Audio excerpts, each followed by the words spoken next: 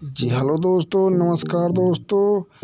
अभी ताज़ा अपडेट सामने निकल के आ रहा है दोस्तों। अक्षरा सिंह का बहुत बड़ा लेवल का वीडियो रिलीज होने वाला है दोस्तों, जो कि इसका कोरियोग्राफर है मुदस्सर खान, वही बॉलीवुड सलमान खान का, जो मुदस्सर खान बॉलीवुड का है।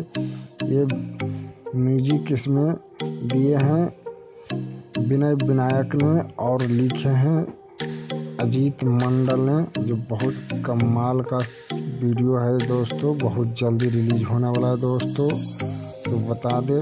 साथ ही साथ खेसारी लाल और अक्षरा सिंह का एक न्यू होली का सॉन्ग बवाल करेंगे बहुत जल्दी। अक्षरा सिंह चैनल पर टीजर आपको देखने को मिलेगा। साथ ही साथ 1-2 दिन बाद ही इसका बहुत जल्दी है जो मिलेगा आपको सॉन्ग देखने के लिए। तब तक देखते रहिए एंटरटेनमेंट। फिर मिलते हैं अगली वीडियो के साथ दोस्तों।